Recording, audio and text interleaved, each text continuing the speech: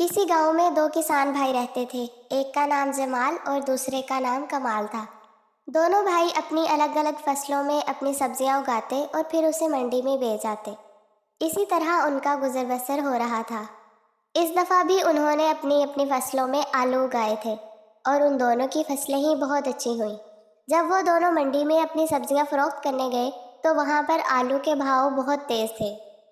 دونوں بھائی خوشی خوشی وہ سارے آلو فروخت کر کر اپنی اپنی رقم لے کر گھر واپس آ گئے، مگر جمال کافی افسردہ لگ رہا تھا۔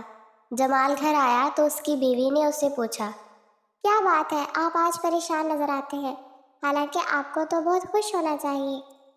نہیں، میں خوش ہوں کہ ہماری فصل اتنی اچھی ہو گئی اور ہمیں بہت منافع ہوا، لیکن میں سوچ رہا ہوں کہ اگر کمال کے حصے کی فصل بھی ہمارے حصے میں آتی تو ہم بہت امیر ہو جاتے۔ ہاں، آپ بالکل ٹھیک کہہ رہے ہیں، مگر اب کیا ہو سکتا ہے؟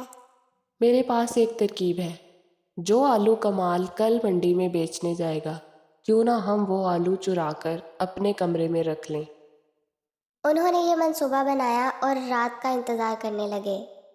رات ہوتے ہی وہ دونوں میاں بیوی چپکے سے اس کی فصل میں گئے اور سارے آلو بوریوں میں بھر بھر کر اپنے گھر لے آئے۔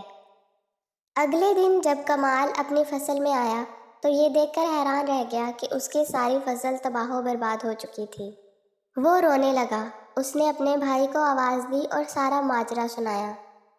جمال بھی اس کے ساتھ بہت افسوس کا اظہار کرنے لگا۔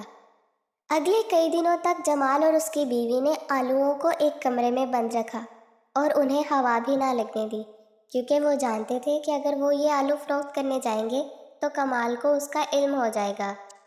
تھوڑے ہی دن گزرنے کے بعد جمال نے اپنی بیوی سے کہا، میں منڈی سے ریٹ پتہ کر کے آیا ہوں، آلوؤں کی قیمت تو آسمان کو چھو رہی ہے، ہمیں بہت منافع ہوگا، کیوں نہ ہم آج وہ آلو نکال کر فروخت کر دیں۔ یہ کہہ کر وہ دونوں میاں بیوی اس کمرے کی طرف گئے جہاں پر انہوں نے آلوؤں کو چھپا رکھا تھا، مگر اس کمرے میں انہیں بہت سارے چوہے نظر آئے جنہوں نے آلوؤں کو بالکل خراب کر دیا تھا۔ انہوں نے اپنے لالچ کی وجہ سے نہ صرف کمال کا بلکہ اپنے حصے کا منافع بھی گنوا دیا۔